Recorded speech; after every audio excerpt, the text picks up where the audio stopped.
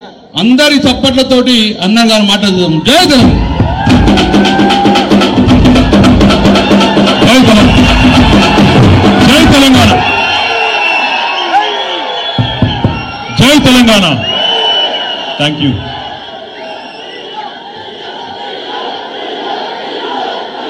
జై తెలంగాణ. కేసీఆర్ గారి నాయకత్వం, కేసీఆర్ గారి నాయకత్వం. గౌరవనీయులు పెద్దలు, కరీంనగర్ జిల్లా ముమ్మడి జిల్లా ముఖ్య కార్యకర్తల సమావేశానికి, ముఖ్య నాయకుల సమావేశానికి ఈరోజు అధ్యక్షత వహిస్తున్న పెద్దలు, మాజీ మంత్రివర్యులు, కరీంనగర్ శాసనసభ్యులు, తెలంగాణ భీముడు మా అన్న గంగుల కమలాకరణ గారు, జిల్లా పార్టీ అధ్యక్షులు గౌరవనీయులు సోదరుడు 2001 నుంచి కేసీఆర్ గారి బాటలో నడుస్తున్న యువ నాయకుడు జీవి రామకృష్ణారావు గారు, గౌరవనీయులు పెద్దలు మాజీ మంత్రివర్యులు అన్నగారు శ్రీ కొప్పుల ఈశ్వరన్న గారు, గౌరవనీయులు పెద్దలు మాజీ పార్లమెంట్ సభ్యులు అన్న బోయిన్పల్లి వినోద్ కుమార్ గారు, గౌరవ శాసనసభ్యులు హుజూరాబాద్ సోదరుడు పాడి కౌశిక్ రెడ్డి గారు, గౌరవనీయులు కోరుట్ల ఎమ్మెల్యే సోదరులు డాక్టర్ సంజయ్ గారు, గౌరవ శాసన మండలి సభ్యులు మాజీ మంత్రివర్యులు అన్నగారు ఎల్ రమణ గారు, గౌరవనీయులైన మాజీ శాసనసభ్యులు సోదరులు నిన్ననే మరి ఇప్పటిదాకా తన మాటతో పాటతో మిమ్మల్ని ఉరుతొలగించిన మానకొండూరు మాజీ శాసనసభ్యులు రసమై బాలకృష్ణ గారు, చొప్పదండి మాజీ శాసనసభ్యులు గౌరవనీయులు శ్రీ రవిశంకర్ అన్న గారు, నిన్ననే పాదయాత్రతో గోదావరి ఎండిపోతున్నది, మరి ఈ ప్రభుత్వం దున్నపోతు నిద్రపోతున్నదని చెప్పి ఈ ప్రభుత్వాన్ని మేల్కొల్పడానికి ఎర్రటి ఎండల్లో కూడా మరి 100 కిలోమీటర్లు పాదయాత్ర చేసి రాష్ట్ర ప్రభుత్వ దృష్టిని ఆకర్షించే విధంగా పెద్దలు కేసీఆర్ గారికి విన్నవించుకుందామని చెప్పి 100 మందితో పాదయాత్ర చేసిన గౌరవ పెద్దపల్లి జిల్లా బీఆర్ఎస్ పార్టీ అధ్యక్షులు మాజీ శాసనసభ్యులు శ్రీ కోరుకంటి చందర్ గారు, గౌరవనీయులు మంత్రిని మాజీ ఎమ్మెల్యే సోదరులు పుట్టా మధుకర్ గారు, గౌరవనీయులైన మా సోదరుడు మాజీ ఎమ్మెల్యే మాజీ ఎంపీ తమ్ముడు బాల్కా సుమన్ గారు, మాజీ మంత్రివర్యులు పెద్దలు మాజీ మంత్రివర్యులు రాజేశం గౌడ్ గారు, గౌరవనీయులైన వేములవాడ నియోజకవర్గ ఇన్ఛార్జ్ పెద్దలు గౌరవనీయులు చెలిమెడ లక్ష్మీ నరసింహారావు గారు, మాజీ శాసన మండలి సభ్యులు నారదాసు లక్ష్మణరావు గారు, గౌరవనీయులైన మన జిల్లా పార్టీ అధ్యక్షులు సిరిసిల్ల జిల్లా పార్టీ అధ్యక్షులు సోదరులు తోట ఆగయ్య గారు, అదేవిధంగా జగిత్యాల జిల్లా పార్టీ అధ్యక్షులు మాజీ శాసనసభ్యులు పెద్దలు గౌరవనీయులైన శ్రీ విద్యాసాగర్ రావు గారు, గౌరవనీయులు రాష్ట్ర కమిటీ సభ్యులు రాష్ట్ర కార్యదర్శి పెద్దలు కర్రా శ్రీహరి గారు, పెద్దలు మల్కాజ్గిరి నియోజకవర్గ పార్లమెంట్ నియోజకవర్గ ఇన్ఛార్జ్ రాగిడి లక్ష్మారెడ్డి గారు, అదేవిధంగా పెద్దలు రవీందర్ రావు గారు, మాన్యులు పెద్దపల్లి మాజీ శాసనసభ్యులు చూడ వెనకాల కూర్చున్నారు పెద్దలు గౌరవనీయులైన శ్రీ మనోహర్ రెడ్డి గారు, గౌరవనీయులు శ్రీ రవీందర్ రావు గారు, గౌరవనీయులు మరి మన విద్యార్థి విభాగం అధ్యక్షుడు టూరిజం కార్పొరేషన్ మాజీ అధ్యక్షుడు తమ్ముడు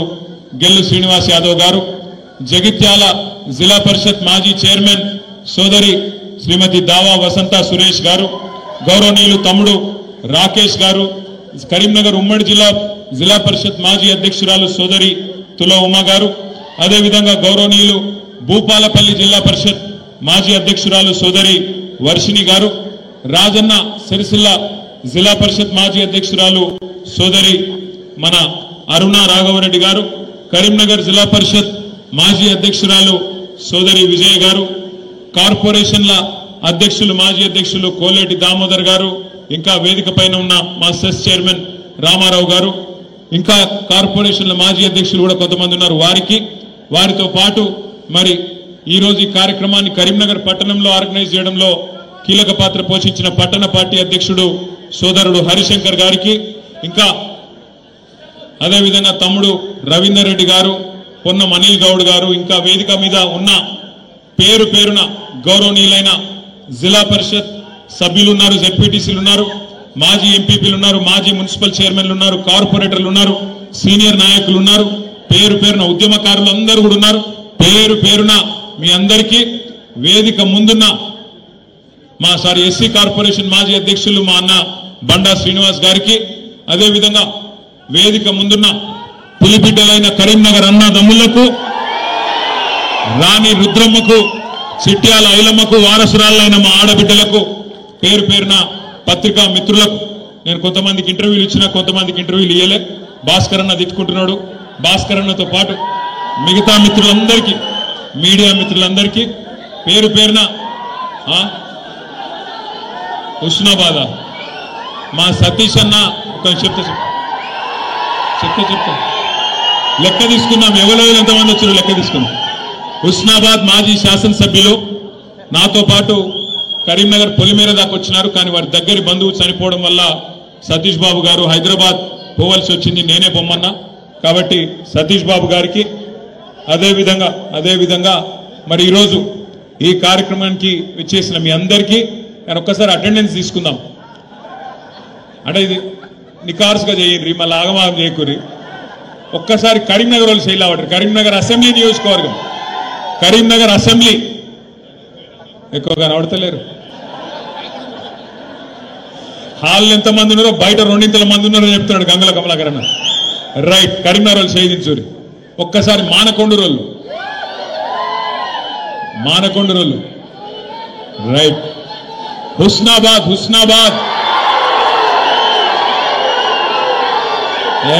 నమ్మ దగ్గర లేదు. రైట్, నేను హుస్నాబాద్ హుజూరాబాద్ అంటే అంతా మీరే ఉన్నారు, వేరే వాళ్ళు లేరా? అంతేనా? చొప్పదండి, వేములవాడ మీరంతా పైకెక్కిర్రా? సిరిసిల్ల పర్వాలేదు, మా ఇజ్జత్ కాపాడి. జగిత్యాల లొల్లెక్కువ ఉంది కానీ మళ్ళొక్కసారి జగిత్యాల, కోరుట్ల, తక్కురు, మంతిని, మీ వాళ్ళు ఎక్కడ వేరు, రామగుండం అన్ని కవర్ అయినా. ఇంకేమైనా మిస్ అయిందా? ధర్మపురి, పెద్దపల్లి. ఇక ఎత్తిన వాళ్ళు మళ్ళీ ఎత్తిన ఆగం చేస్తారు కానీ కూర్చోరు. ఇక రైట్, అర్థమైంది, నాకు కథ అర్థమైపోయింది. కానీ హాల్ ఎంతమంది ఉన్నారో నిజంగా కరీంనగర్లో పెద్ద హాల్ లేకపోవడం ఎందుకు కమలాకర్ అన్న? గిద్ద పెద్ద మనిషి ఉన్నాను, కరీంనగర్లో పెద్ద హాల్ లేదంటున్నాడు అన్న. పేరు పేరున మీ అందరికి నమస్కారం, పేరు పేరున మీ అందరికీ స్వాగతం. ఈరోజు కేవలం నిజంగా అనుకున్నది ఏంటంటే, మొన్న అసెంబ్లీలో కమలాకర్ అన్న అన్నాడు, అన్న ఏ పని మొదలుపెట్టినా కరీంనగర్కి వెళ్ళి మొదలు పెడితే సూపర్ హిట్ అవుతుంది, మన ఉమ్మడి కరీంనగర్ జిల్లాకి వెళ్ళి మొదలు పెడదాం, కార్యకర్తల సమావేశాలు, ముఖ్య నాయకుల సమావేశాలు అనుకున్నాం. అయితే నేను అడిగిన, మరి నియోజకవర్గానికి ఎంతమంది అంటావన్నా? ఎంత ఉంటుందన్నా? 100-150 మంది వస్తే మంచుకుంటే సాలు ముఖ్యులు అన్నాడు.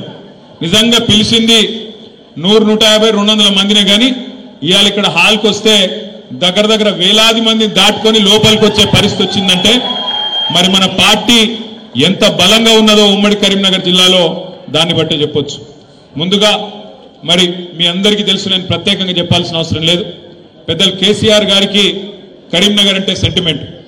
కరీంనగర్ నుంచి ఏ పని ప్రారంభించినా ఖచ్చితంగా సూపర్ హిట్ అవుతుంది, ఖచ్చితంగా విజయవంతమవుతుందనే ఒక విశ్వాసం కేసీఆర్ గారికి ఉన్నది. కాబట్టే పార్టీ పెట్టిన తర్వాత మొట్టమొదటి బహిరంగ సభ సింహగర్జన మే 17, 2001 నాడు ఎస్ఆర్ఆర్ కాలేజ్ మైదానంలో పెట్టి ఆ రోజు మొత్తం తెలంగాణ ఉద్యమానికి ఊపిరి పోసిన గడ్డ ఇదే కరీంనగర్ గడ్డ అనే మాట నేను మీకు గుర్తు చేస్తా ఉన్నా. తర్వాత ఎక్కడున్నది తెలంగాణ? లేనే లేదు.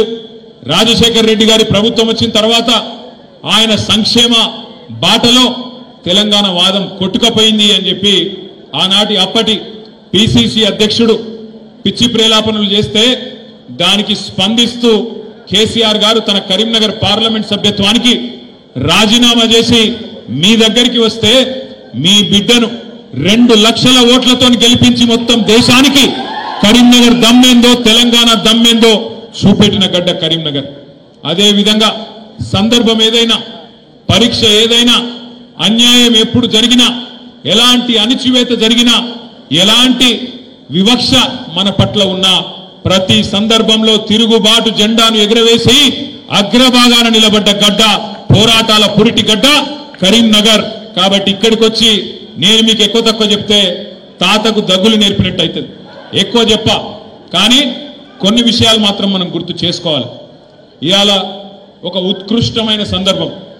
24 ఏళ్లు నిండి 25వ సంవత్సరంలో ఉద్యమ పార్టీగా పుట్టి 10 ఏళ్లు అధికార పార్టీగా తెలంగాణ ప్రజల తలరాతను మార్చి గత 15-16 నెలలుగా ప్రతిపక్ష పార్టీగా కూడా ప్రతిపక్షం అంటే ఎట్లుండాలనో అధికార పార్టీకి ముచ్చెమటలు పట్టిస్తున్న పార్టీగా తప్పకుండా కొన్ని విషయాలు గుర్తు చేసుకోవాలి.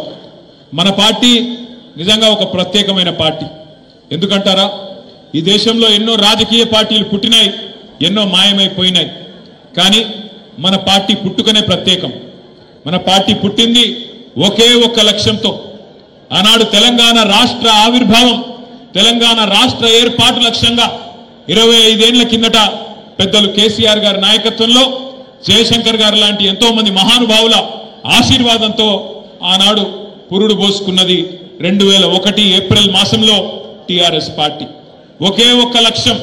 కేసీఆర్ గారు ఆనాడు చెప్పినారు, గొంగలి పురుగునైనా ముద్దాడుతా, కుష్టు రోగునైనా కౌగిలించుకుంటా, తెలంగాణ కోసం ఆర్ఎస్ఎస్ నుంచి మొదలు పెడితే ఆర్ఎస్యు దాకా, రాష్ట్రీయ స్వయం సేవక్ సంఘ్ నుంచి మొదలు పెడితే రాడికల్ స్టూడెంట్ యూనియన్ దాకా, లెఫ్ట్ నుంచి రైట్ దాకా అందరినీ కలుపుకపోతా మీరు చేయాల్సిందల్లా ఒకటే, తెలంగాణ రాష్ట్ర సమితికి ఓట్లు వేయండి, ఎమ్మెల్యేలుగా ఎంపీలుగా మాకు అవకాశం ఇవ్వండి, ఢిల్లీ మెడలు వంచి తెలంగాణ తెచ్చి మీ దగ్గర పెడతా, దబ్బన మధ్యలగిన నేను తప్పుకుంటే నన్ను రాళ్లతోని కొట్టి చంపే అధికారం మీకిస్తున్నా అని చెప్పిన నాయకుడు మన నాయకుడు కేసీఆర్ గారు. అట్లాంటి కమిట్మెంట్ తో బయలుదేరి ఉన్న పదవులకు రాజీనామా చేసి ఆనాడు 45-46 ఏళ్ల వయసులో కేసీఆర్ గారు పార్టీ పెట్టిండు. ఇవాళ మాట్లాడడం చాలా అల్కట్ పని. ఎవరు పడితే వాళ్ళు మాట్లాడొచ్చు, ఏది పడితే అది మాట్లాడొచ్చు.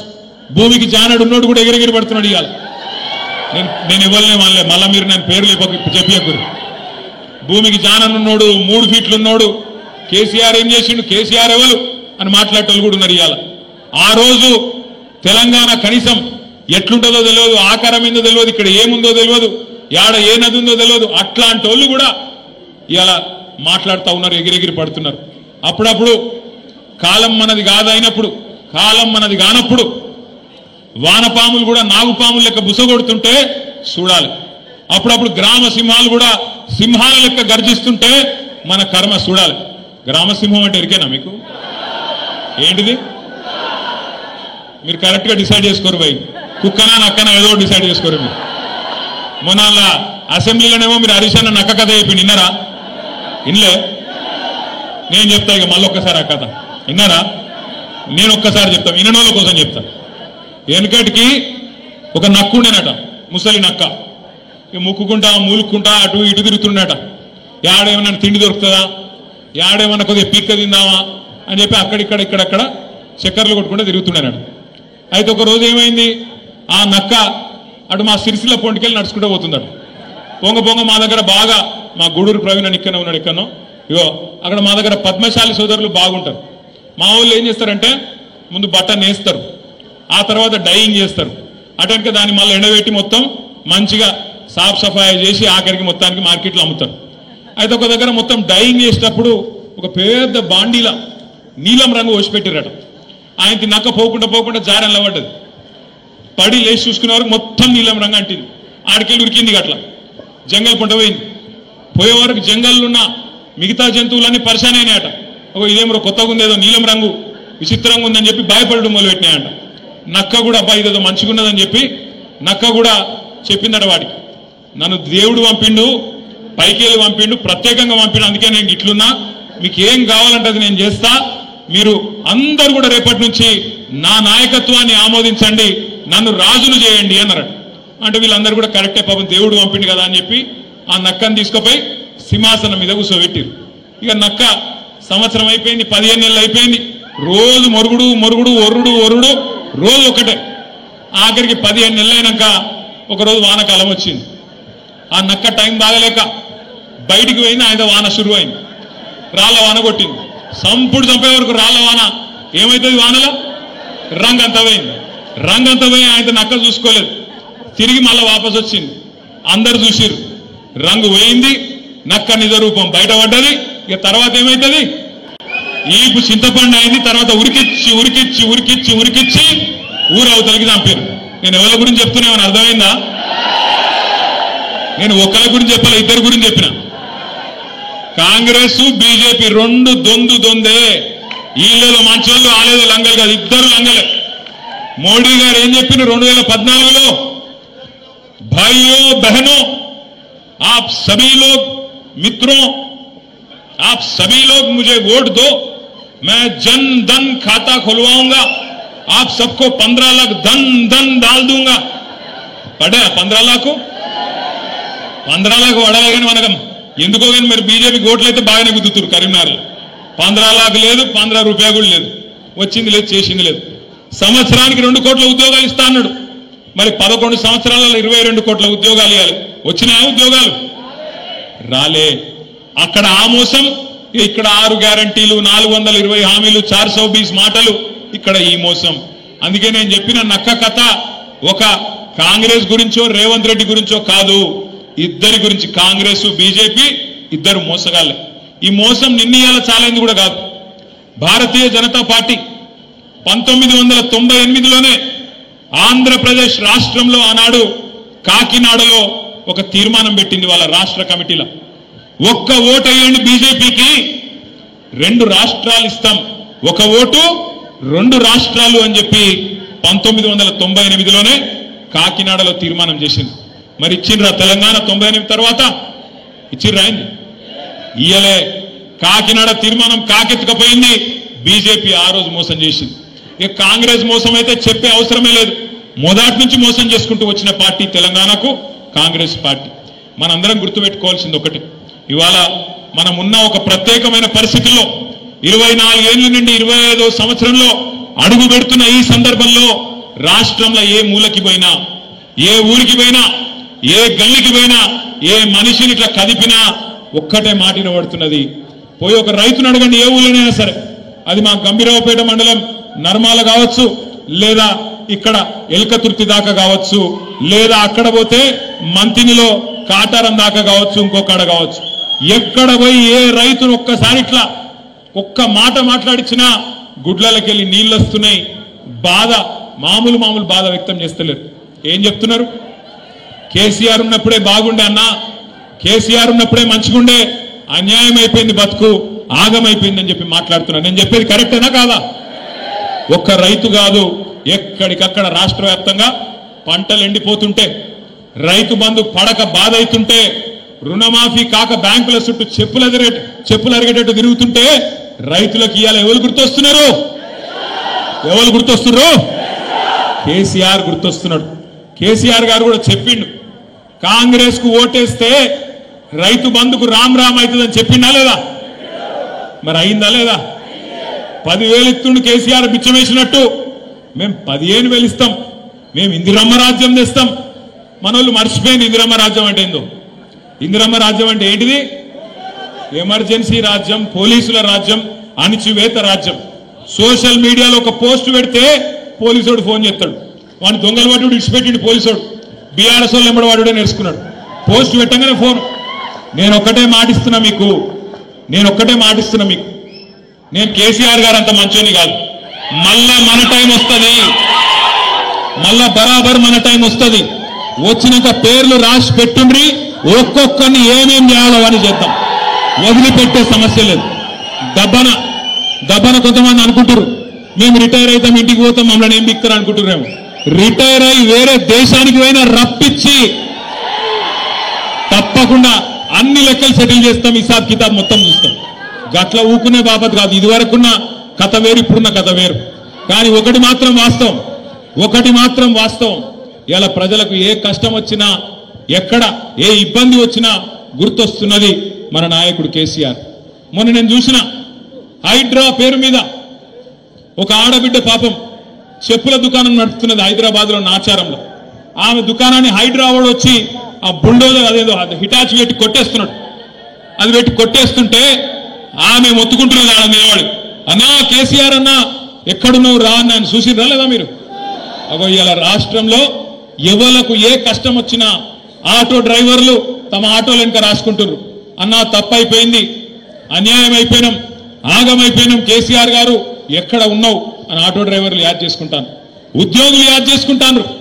73% జీతం పెంచిండు కేసీఆర్, మమ్మల్ని కడుపులో పెట్టుకొని చూసుకున్నాడు కేసీఆర్, మాకు స్పెషల్ ఇంక్రిమెంట్ ఇచ్చిండు కేసీఆర్. కానీ ఇవాళ ఈ ప్రభుత్వాన్ని నమ్మితే 5 డిఏలు బాకీ ఉన్నాయి, కేసీఆర్ ఇచ్చిన పిఆర్సీ నడుస్తున్నది, 1వ తారీఖు జీతం ఇచ్చుడే ఎక్కువ, మీకు మీరికెళ్ళి ఏమి ఇవ్వాలని చెప్పి ముఖ్యమంత్రి మాట్లాడే పరిస్థితి. ఇలా మా తమ్ముళ్ళు నిరుద్యోగులు, మా చెల్లెళ్ళు వాళ్ళు యాద్ చేసుకుంటున్నారు. అశోక్ నగర్ నుంచి మాకు మెసేజ్లు పంపిస్తున్నారు, అన్నా తప్పైపోయింది, ఇదివరకు వీళ్ళ మాటలు నమ్మి ఆగమైనం, అశోక్ నగర్ కు రాహుల్ గాంధీ వచ్చి సంవత్సరంలో 2 లక్షల ఉద్యోగాలు ఇస్తా అంటే నమ్మినాం, కానీ మోసం జరిగిందన్నా 16 నెలల 6,000 ఉద్యోగాలు కూడా ఇవ్వలే కాంగ్రెస్ వాళ్ళని చెప్పి వాళ్ళు బాధపడతా ఉన్నారు. ఒక్కరు కాదు, రాష్ట్రంలో ప్రతి మనిషి ప్రతి బిడ్డ ఈరోజు మళ్ళీ తిరిగి ఎలక్షన్లు ఎప్పుడు వస్తాయా, ఎప్పుడెప్పుడు మాకు అవకాశం వస్తుందా, ఎప్పుడెప్పుడు మా సత్తా చూపి గులాబీ జెండా మళ్ళీ ఎగిరేద్దామా అనే ఒక కసి మీద రాష్ట్రం అంతా ఉన్నారు. కమలాకర్ అన్న తప్పు చెప్పిండు. కమలాకర్ అన్న ఇంకా 3.5 ఏళ్ళు ఎట్లా భరించాలి అన్నాడు. 3.5 ఏళ్ళు ఎక్కడుంది, అయిపోయింది. ఆఖరి 6 నెలలు ఎలక్షన్ అయినా 16 నెలలు ఒడిసేపారు. ఇక మిగిలింది ఎంత? 3 ఏళ్ళు. ఆ 3 ఏళ్ళు కూడా ఇప్పుడు ఒక సంవత్సరం మొత్తం సిల్వర్ జూబ్లీ సెలబ్రేషన్ ఉన్నది. ఈ సిల్వర్ జూబ్లీ మొత్తం 25వ సంవత్సరం ఏదైతే మనం జరుపుకోబోతా ఉన్నామో మన రజతోత్సవం, ఆ రజతోత్సవంలో బ్రహ్మాండంగా సంవత్సరం పాటు కార్యక్రమాలు ఉంటాయి. అన్ని జిల్లాల్లో కార్యక్రమాలు ఉంటాయి, అన్ని నియోజకవర్గాల్లో కార్యక్రమాలు ఉంటాయి, హైదరాబాద్ లో కూడా కార్యక్రమాలు ఉంటాయి. 32 జిల్లా పార్టీ ఆఫీసులు ఏవైతున్నాయో అంతటా కూడా చక్కగా తెలంగాణ ఉద్యమం నుంచి మొదలు పెడితే అధికార పార్టీగా మనం సాధించిన విజయాలు, ఉద్యమ పార్టీగా తెలంగాణ ఎట్లా సాధించిండు కేసీఆర్ గారు, అవన్నీ కూడా ఈ తరం పిల్లలకు తెలిసే విధంగా శిక్షణ శిబిరాలు ఉంటాయి, ఈ తరం పిల్లలకు తెలిసే విధంగా ఫోటో ఎగ్జిబిషన్లు ఉంటాయి, డాక్యుమెంటరీలు ఉంటాయి. సంవత్సరం మొత్తం అదే పని చేద్దాం. ఏప్రిల్ 27 నాడు వరంగల్లో మరి ఇప్పటిదాకా పెద్దలు చెప్పినట్టు లక్షలాదిగా మనందరం కూడా కదిలిపోవాల్సిన అవసరం ఉన్నది. మీకు నియోజకవర్గాల వారీగా పరిశీలకులు, అబ్జర్వర్లు స్టేట్ పార్టీ నుంచి వస్తారు, తప్పకుండా అందరం సమిష్టిగా పనిచేయాల్సిన అవసరం ఉన్నది. ఏ నియోజకవర్గానికి ఆ నియోజకవర్గం. ఆనాడు తెలంగాణ సాయుధ పోరాటంలో సుద్దాల హనుమంత్ గారు ఒక పాట రాసిండు, బండెనుక బండి గట్టి 16 బండ్లు గట్టి అని చెప్పి పాట రాసిండు. అట్లే ఏ బండి దొరికితే గా బండి వేసుకొని ఎక్కడోళ్ళు అక్కడ మనం ప్రతి గ్రామం నుంచి టీఆర్ఎస్ కార్యకర్త అనే ప్రతి సోదరుడు ప్రతి సోదరి ఖచ్చితంగా ఏప్రిల్ 27 నాడు ఎట్లా దొరికితే గట్లా ఎండు ఉంది కదా సరటి కూడా బయలుదేరదాం నడవదు, ఎక్కడికక్కడ జామ్ అవుతుంది. ముందే చెప్తున్నా నేను, ఎక్కడికక్కడ జామ్ అవుతుంది. మళ్ళా ఈడికెళ్ళి బయలుదేరి ఆడుకొచ్చి రోడ్డు మీద ఇరుక్కపోయినన్నా సారీ అన్నా అంటే కుదరదు. నిజంగా మీటింగ్ రావాలంటే ఆ ఒక్కరోజు ఎండ తట్టుకోవాలి, జర ముందెళ్ళాలి, టైంకి చేరుకోవాలి. ఖచ్చితంగా కార్యక్రమం దేశం మొత్తం నివ్వెరపోయే విధంగా లక్షలాది మందితోని మన పార్టీ పని అయిపోయిందని మాట్లాడే సన్నాసుల నోర్లు మూతబడే విధంగా అద్భుతంగా కార్యక్రమాన్ని విజయవంతం చేసుకుందాం. ప్రతి నియోజకవర్గానికి పార్టీ నుంచి, రాష్ట్ర పార్టీ నుంచి మీకు పరిశీలకులు వస్తారు, సమన్వయకర్తలు వస్తారు. ఏ నియోజకవర్గం యొక్క టార్గెట్ ఏంది, ఎట్లెట్లా బండ్లు ఇంతజాం చేసుకోవాలి, ఏం చేసుకోవాలి, ఇవన్నీ కూడా మీకు చెప్పడం జరుగుతుంది. ఇవాళ కేవలం ముఖ్యులతోని 4 మాటలు పంచుకుందామన్న ఉద్దేశంతో ఇక్కడికి వచ్చినాం. మీ అందరూ నిన్న కూడా చూసింటారు, తమిళనాడు ముఖ్యమంత్రి గారు పిలిచినారు.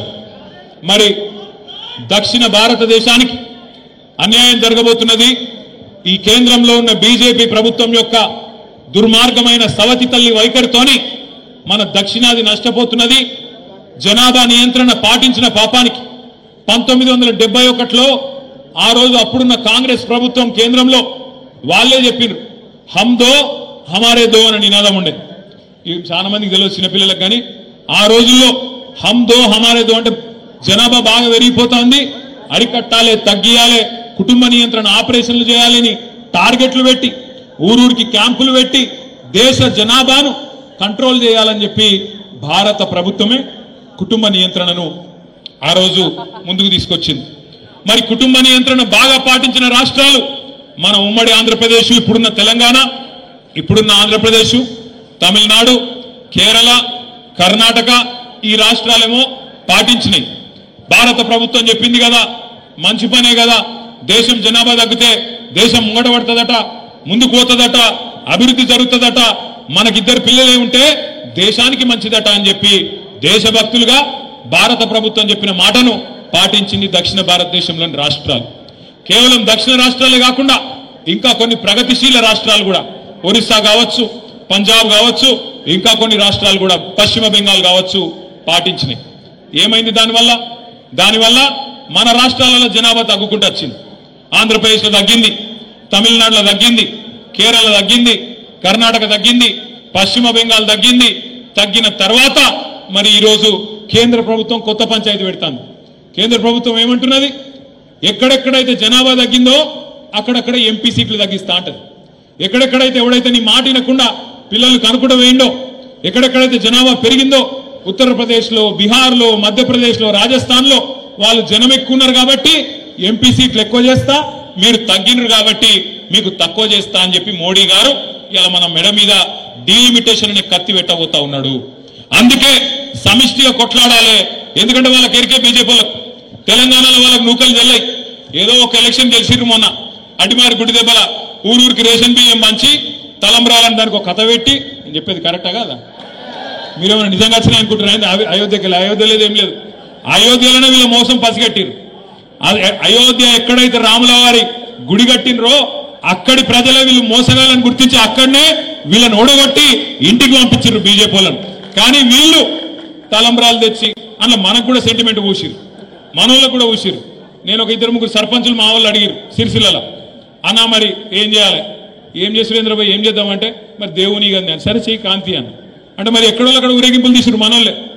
గట్ల మొత్తం ఒక సెంటిమెంట్ చేసి ఎందుకు చేసిర్రు అంటే ఒక్కటే కారణం, బీజేపీకి 10-11 ఏళ్లలో తెలంగాణకి ఏం చేసినావు అని అడిగితే మెమ్మెమ్మే బెబ్బెబ్బే ఏమీ లేదు.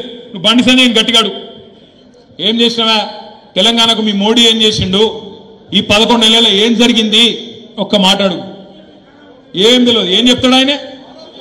ఒకటే తెలుసు ఆయనకు, ఒకటి మసీదు కూలగొడదాం, ఆడ శివం వెళ్తే మీది, శివం వెళ్తే మాది.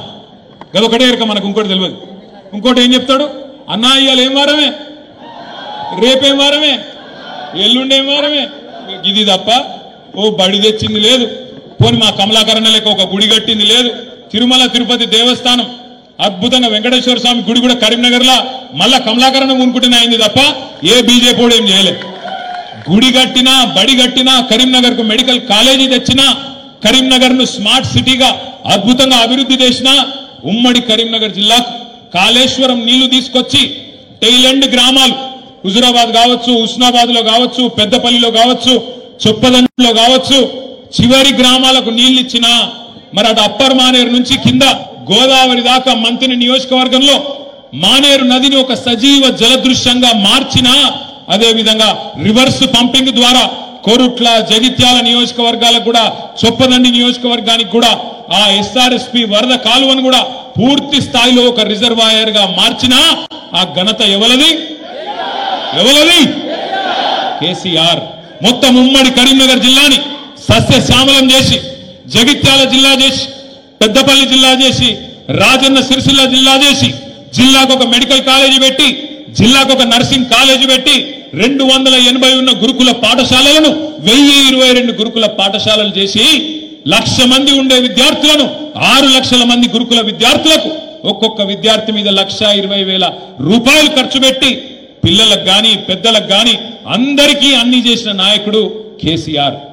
10 ఏళ్ళు బ్రహ్మాండంగా కడుపుల సల్ల కదలకుండా ఎక్కడ కూర్చున్నోళ్ళకి అక్కడ ఫోన్ల బ్రహ్మాండంగా మెసేజ్లు పడుతున్నాయి. యాసంగి నాటేసే టైం వచ్చిందంటే, వానకాలం నాటేసే టైం వచ్చిందంటే మీ ఫోన్లో ఏం సౌండ్ వస్తుండే?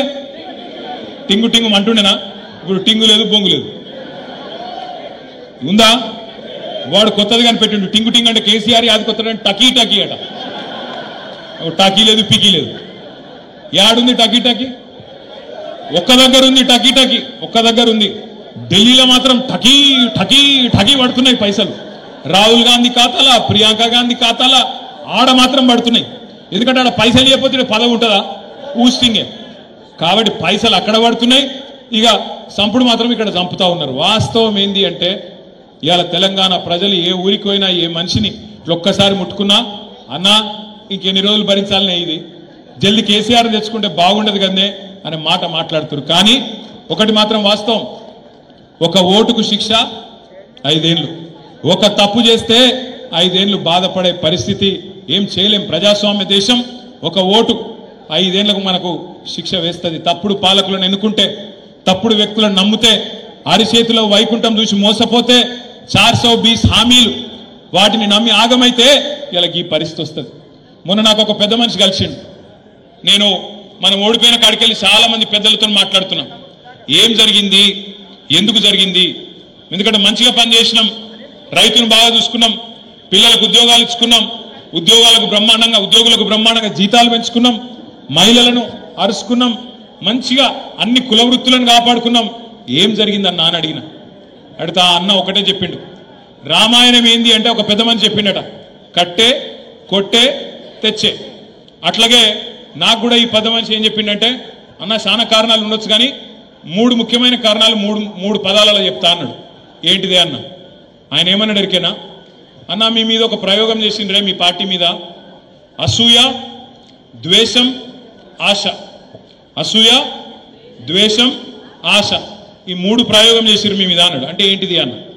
ఇప్పుడు సింపుల్గా ఏం చేసిర్రు వాళ్ళు? ఒకటే ఒక పని. ఈ ఒక రవిశంకర్ అన్నాడు, చూసినావు సొప్పదండి ఎమ్మెల్యే చూసినావు? ఆ రవిశంకర్ కొత్తిల్లు కట్టిండు చూసినావా? బా, ఈయననే ఇంత కట్టుకున్నాడంటే, ఈయననే ఇంత సంపాదించుకున్నాడంటే పైనోడు ఎంత సంపాదించుకున్నాడో అని చెప్పి ఎక్కడికక్కడ ఎక్కించుడు. ఊళ్ళలో జెడ్పీటీసీ, ఒక ఎంపీటీసీ, ఒక సర్పంచ్ ఒక చిన్నగా ఒక కారో స్కూటరో కొనుక్కుంటే ఆయన మీద మొదలు పెట్టారు. చూసినావు? ఈయననే ఎంత సంపాదిస్తే పైనోడు ఎమ్మెల్యే ఎంత సంపాదిస్తుండో, పైన కేసీఆర్ ఎంతనో, మంత్రులు ఎంత తింటుండ్రో అని చెవులు కొరుకుడు. ఇది అసూయ పుట్టించుడు. మరి మిగతా వాళ్ళు కట్టుకోలేదా? ఇండ్లంటే కట్టుకున్నారు అందరు. ఊళ్ళల్లో సంపద పెరగలేదా? కేసీఆర్ వచ్చినప్పుడు భూమి విలువ ఎంత? కేసీఆర్ దిగిపోయినాడు భూమి విలువ ఎంత? కేసీఆర్ వచ్చినాడు 5 లక్షల ఎకరం ఉన్న భూమి దిగిపోయినాడు ఎంత అయింది? 50 లక్షలు అయిందా? 10 రెట్లు పెరిగింది. కానీ అందరు ఇల్లు కట్టుకోవచ్చు, అందరు కార్లు కొనుక్కోవచ్చు, అందరు తెల్లంగా వేసుకోవచ్చు. కానీ రవిశంకర్ వేసుకుంటే తప్పు. మనోడి మీద మాత్రం అసూయ. ఒక గట్ల తయారు చేసిండ్రు అసూయ. ఇది నెంబర్ 1. రెండోది ద్వేషం. కేసీఆర్ దొర తెలంగాణ తెచ్చిండు, మర్చిపోయాను. సావు నోట్ల తలబెట్టిండు, అది మాట్లాడరు. అభివృద్ధి చేస్తున్నాడు, మాట్లాడరు. అద్భుతంగా సంక్షేమ కార్యక్రమాలు దేశంలో ఎక్కడ లేని చేస్తున్నాడు, చెప్పరు. సాగునీరు దశాబ్దాల కళ నెరవేర్చిండు, అది మాట్లాడరు. ఎర్రటి ఎండల్లో చెరువులు మత్తళ్ళు దుంకుతున్నాయి, దాని గురించి మాట్లాడరు. కానీ ఏమంటారు? కేసీఆర్ దొర. ఎవరిని గలవడట, ఆయన ఎవరిని పట్టించుకోడట, దేకడట. 1000 ఎకరాల ఫామ్ హౌస్ ఉందట, అందులో పేద దాచిపెట్టుకున్నాడట. పెద్ద పొక్కదవి వాళ్ళ కిందన్ని వేల కోట్ల రూపాయలు దాచుకున్నాడట. మొత్తం నీళ్ళు ఆడికే కొంట పోతున్నాడు, గోదావరి నదినే పట్టుకపోతుండట. ఇక కేసీఆర్ మొత్తం కుటుంబం దోసుక తింటుంది. 1,00,000 కోట్లు ఇసుక పీకిండ్రు, మేడిగడ్డల పర్రె పడితే మొత్తం ఆ పర్రెలకెళ్ళి త్వరలకెళ్ళి వెళ్ళిపోయినాయి అని చెప్పి ద్వేషం నింపింది. నిండా మనసు నిండా ద్వేషం నింపి కేసీఆర్ గారి మీద, ఆయన కుటుంబం మీద, ఆయన మీద. ఎందుకంటే అభివృద్ధి మాట్లాడలేరు, సంక్షేమంలో మనం సవాల్ చేయలేరు, అభివృద్ధి విషయంలో ఛాలెంజ్ చేయలేరు. మరి మీరేం బిక్కినరా 50 ఏళ్ళంటే ఎవరి దగ్గర సమాధానం లేదు. కాబట్టి అట్లా ద్వేషం నింపింది. అసూయనేమో స్థానిక నాయకత్వం మీద పెంచింది. ద్వేషం కేసీఆర్ గారి మీద, కుటుంబం మీద నింపేటట్టు దొర దొర దొర దొర అని. దొర ఓడి దొంగ ఓడి. ఇప్పుడు ఇవాళ దొర వేయండి, దొంగ వచ్చి కూర్చున్నాడు. ఇవాళ నేనేమంటున్నా అంటే ఆఖరికి ఏం చేసిండ్రు? ఆశ పెట్టింది. కేసీఆర్ గారు మీకు 1,00,000 రూపాయలు ఇస్తుంది కదా పెళ్లికి, మీ బిడ్డ పెళ్లికి, నేను తులం బంగారం ఇస్తా. కేసీఆర్ ఇచ్చే 1,00,000 రూపాయలు చాలా లేటుగా వస్తున్నాయి, నువ్వు లగ్న పత్రిక పెట్టుకో, తెల్లారే తులం బంగారము 1,00,000 రూపాయలు నీకు పంపిస్తా. కేసీఆర్ 2 పంటలకు ఇస్తుండు కదా, నేను 3 పంటలకు ఇస్తా రైతు బంధు. కేసీఆర్ 10,000 ఇస్తుండు కదా, నేను 15,000 ఇస్తా. కేసీఆర్ 2,000 పెన్షన్ ఇస్తుండు కదా, నేను 4,000 ఇస్తా. కేసీఆర్ ఒక అవ్వకో తాతకో ఇస్తుండు, నేను ఇద్దరికి ఇస్తా, ఇంట్లో ఇద్దరికి ఇస్తా. ఇట్లా ఆశ పెట్టే వరకు పాపం పేదవాళ్ళని మనం ఏమైనా అనగలుగుతామా? అదే పేదవాళ్ళు, అదే ప్రజలు మనకు 2 సార్లు అధికారం ఇచ్చింది.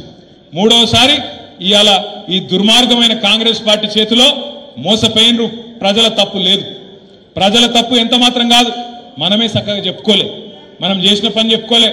వీళ్ళు లంగలు దొంగలు, వీళ్ళ చేతుల మోసపోతే మళ్ళా గోసపడతామని కేసీఆర్ గారు ఏ మాట అయితే చెప్పిండో దాన్ని కిందికి తీసుకుపోవడంలో మనం ఫెయిల్ అయినాం తప్ప మన నాయకుడు కేసీఆర్ గారు ఎక్కడ కూడా ఫెయిల్ కాలే. కేసీఆర్ అద్భుతంగా పనిచేసిండు కాబట్టి ఇలా భారతదేశంలో నంబర్ 1 ముఖ్యమంత్రి ఎవరు అని ఆర్టిఫిషియల్ ఇంటెలిజెన్స్ లో ఒకటి ఉంటుంది, గ్రాక్ అని. ఏళ్ళప్పుడు వచ్చింది గ్రాక్ అని. ఆ గ్రాక్ ని అడిగి 75 సంవత్సరాలలో నంబర్ 1 ముఖ్యమంత్రి ఎవరంటే ఆ గ్రాక్ కూడా చెప్తున్నది కేసీఆర్ నంబర్ 1 ముఖ్యమంత్రి అని. అందుకే నేను అంటున్నా, ఇవాళ మళ్ళీ తిరిగి ఈ గులాబీ జెండా ఏదైతే తెలంగాణ ప్రజల గుండె ధైర్యంగా ఉన్నదో ఈ గులాబీ జెండా మళ్ళీ ఎగరాలనేది నాకు మంత్రి పదవి రావడానికో, వేదిక మీద కూర్చున్న వాళ్ళు కొంతమంది ఎమ్మెల్యేలు అయితందుకో, ముంగట్టున్న మా ఆడబిడ్డలు కొంతమంది లీడర్లు అయితందుకో కాదు. ఇవాళ గులాబీ జెండా తిరిగి ఎగరాలి అనేది ఒకే ఒక్క కారణంతో, కేవలం ఈ తెలంగాణ, ఏ తెలంగాణనైతే కేసీఆర్ సాగు నోట్లో తలబెట్టి 1000-1200 మంది పిల్లలు తమ ప్రాణాలు ఇచ్చి తెచ్చిండ్రో దుర్మార్గుల చేతుల్లో ఇవాళ ఆగమాగమైతుంటే తిరిగి ఈ తెలంగాణను కాపాడాలంటే ఒకే ఒక్క నాయకుడు వల్ల సాధ్యం. ఎవరా నాయకుడు? అందుకు కావాలి తప్ప 10 ఏళ్లు కేసీఆర్ గారు ముఖ్యమంత్రిగా చేసిరు. ఆయనకేం పదవుల మీద మోజు లేదు, ఆయన కొత్తగా వచ్చే పదవి ఏమి లేదు. ఆయన నేను గాని ఇవాళ ఈ వేదిక మీద కూర్చున్న మనందరం గాని తెలంగాణ ప్రజలు గాని కోరుకుంటున్నది ఇవాళ టీఆర్ఎస్ బీఆర్ఎస్ తిరిగి గెలిచి రావడం అనేది చారిత్రక అవసరం. ఆనాడు 24 ఏళ్ల కింద టీఆర్ఎస్ ఎట్లయితే ఒక చారిత్రక సందర్భంలో పుట్టిందో ఇవాళ తిరిగి టీఆర్ఎస్ గెలవడం కూడా మన కోసం కాదు, ఖచ్చితంగా తెలంగాణ ప్రజల కోసం మనం గెలవాలి, నిలవాలి. కాంగ్రెస్ ను బీజేపీని ఎండగట్టాలి, ఊరూరా కలిసి కొట్లాడాలి. మనోళ్ళు కూడా అప్పుడప్పుడు చెప్తా ఉన్నారు, అన్న కొన్ని చిన్న చిన్న పొరపాట్లు అయినాయి, కొన్ని చిన్న చిన్న తప్పులు అయినాయి. అవును, అందరం మనుషులమే, కొన్ని తప్పులు అయినాయి, కరెక్టే. పార్టీ నిర్మాణం మనం పట్టించుకోలే, వాస్తవం. పార్టీలో చాలా మందికి పదవులు ఇచ్చేది ఉండే, ఇయ్యలే, వాస్తవం. ఇవన్నీ కూడా సరిదిద్దుకుందాం. ఖచ్చితంగా నేను మీకు మాటిస్తున్నా, ఏప్రిల్ 27 మీటింగ్ తర్వాత కొత్తగా మెంబర్షిప్ కార్యక్రమం ప్రారంభించుకుందాం. మెంబర్షిప్ కార్యక్రమాన్ని ప్రారంభించుకొని కొత్త కమిటీలు, ఈ కొత్త కమిటీలల్లా ముఖాలు చూసేది లేదు. ఈయన రసమై బాలకృష్ణ మనిషి, ఆయన కల్వకుంట్ల సంజయ్ మనిషి, గవేం లేవు. పార్టీ మనుషులు కావాలి, పార్టీని కాపాడేటోళ్ళు కావాలి, పార్టీకి నమ్మకస్తులు కావాలి తప్ప వ్యక్తి పూజ చేసేటోళ్ళు వద్దు.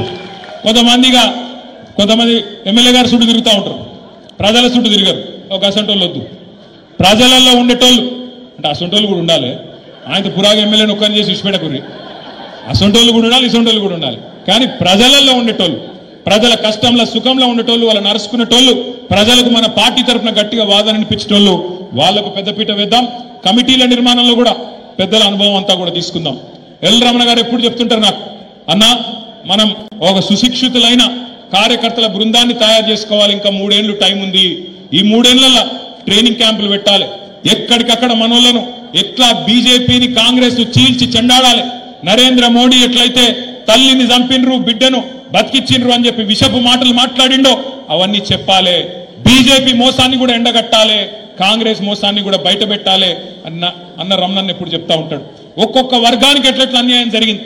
చేనేతలు కావచ్చు, గీత కార్మికులు కావచ్చు, ఇవాళ రాష్ట్రంలో మత్స్యకారులు, ముదిరాజులు కావచ్చు, గంగపుత్రులు కావచ్చు, గొర్రెలు ఇస్తారని చెప్పి ఎదురు చూస్తున్న యాదవులు, కురుమ సోదరులు కావచ్చు, ఒక్కొక్కరికి ఎట్లా అన్యాయం జరిగిందో లెక్కలతో సహా చెప్పే సత్తా మన కార్యకర్తలు సంతరించుకోవాలి, మన నాయకులు సంతరించుకోవాలి. ఎవరిని ఇట్లా ముట్టుకున్నా ఏదో ఉత్తగా మాట్లాడినామన్నట్టు మాట్లాడు కాదు, బూతులు తిట్టుడు కాదు, సబ్జెక్టుతో సహా మాట్లాడే సత్తా, సబ్జెక్టుతో సహా వివరించే సత్తా మన నాయకులు సంతరించుకోవాలి, మన కార్యకర్తలు సంతరించుకోవాలి. దానికోసం ఇప్పటికే మనం కట్టుకున్న 32 జిల్లా పార్టీ ఆఫీసులు ఉన్నాయి. ఆ పార్టీ ఆఫీసులన్నింటినీ యాక్టివేట్ చేద్దాం. ఏ జిల్లాకా జిల్లా శిక్షణ కార్యక్రమాలు పెట్టుకుందాం.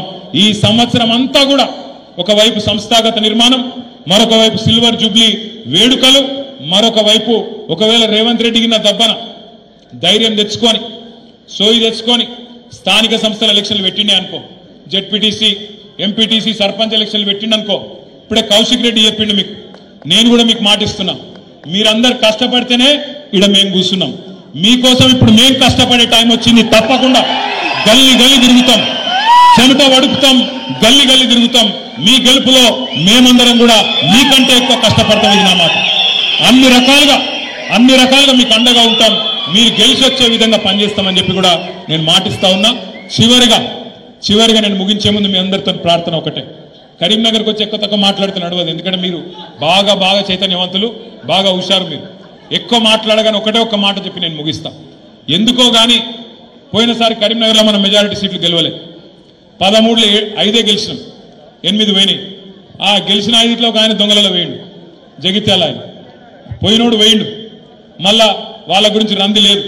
కానీ ఖచ్చితంగా ఈసారి 13కి 13లో గులాబీ జెండా ఎగిరే విధంగా ఎక్కడో అక్కడ ఏ గ్రామానికి ఆ గ్రామంలో కథానాయకులు అయిదాం. ఈ మాట నేను ఎందుకు చెప్తున్నా అంటే చాలా మంది మనోళ్ళు ఏమనుకున్నారు ఎరికేనా ఎలక్షన్లప్పుడు, ఏ పోతే మా ఎమ్మెల్యే పోతాడేమో కానీ కేసీఆర్ అయితే ముఖ్యమంత్రి ఉంటాడే అనుకున్నారు.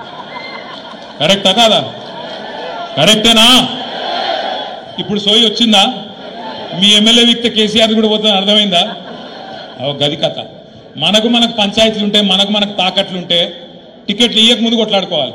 కానీ టికెట్ ఇచ్చినాక కేసీఆర్ బొట్టు పెట్టినాక వాళ్ళు ఎవరైనా సరే ఇక కేసీఆర్ అక్కడ నిలబడ్డది, ఇంకో మనిషి కాదు. బొట్టు ఎవరికి కేసీఆర్ పెడితే ఆయన ఇక కేసీఆర్ పంపిన దూత కాబట్టి, కేసీఆర్ పంపిన క్యాండిడేట్ కాబట్టి కేసీఆర్ అనుకొని పనిచేయాలి తప్ప ఓ ఫలానా రోజు నా ఫోన్ ఎత్తలేదు, ఫలానా రోజు నా మెసేజ్కి రిప్లై ఇవ్వలేదు, నా వివాహ వార్షికోత్సవ శుభాకాంక్షలు చెప్పలేదు, నేను పొద్దున సాయిబాబా ఫోటో పంపుతాను వెంకటేశ్వర స్వామి పంపలేదు, ఇవి ఉంటాయి. అలిగేందుకు నాకు అర్థం కాదు. నేను ఆ రోజు బర్త్డేకి పిలిస్తే రాలేదు, ఇవి పెట్టుకోకూరి మనసులో. దయచేసి నేను మీ అందరినీ కోరేది ఏంటంటే, దయచేసి కోరేది ఏంటంటే అందరం మనుషులమే, ఈడ కూర్చున్న వాళ్ళు అందరం కూడా మనుషులమే కదా. మేము కూడా తప్పులు చేసిండొచ్చు, చిన్న చిన్న పొరపాట్లు మాతో కూడా కావచ్చు. కానీ ఆ కోపంతో ఇవాళ ఏమైంది, తెలంగాణ మొత్తం ఆగమాగం అవుతుంది. ఆఖరికి పోయి ఎవరి చేతిలో పడ్డది, కాంగ్రెస్ చేతిలో పడ్డది. ఇక వాళ్ళ కథ మీకు మొత్తం ఎట్లున్నదో మీకు బాగా తెలుసు. నా ప్రార్థన మీతో ఏంటంటే ఈసారి ఆ తప్పు జరగద్దు. ఈసారి ఏ ఊరి కావురు మనది మనం తీర్మానించుకోవాలి. క్యాండిడేట్ ఎవరైనా నిలబడ్డది కేసీఆర్ అనుకోవాలి, కొట్లాడాలి. ఖచ్చితంగా తిరిగి 2028-29లో కేసీఆర్ గారిని తిరిగి ముఖ్యమంత్రిగా చూసేదాకా శపథం చేద్దామా? జై తెలంగాణ! కేసీఆర్ గారి నాయకత్వం వరంగల్ ఏప్రిల్ 20 నాడు టైంకి రావాలి, సూపర్ హిట్ కావాలి. జై తెలంగాణ!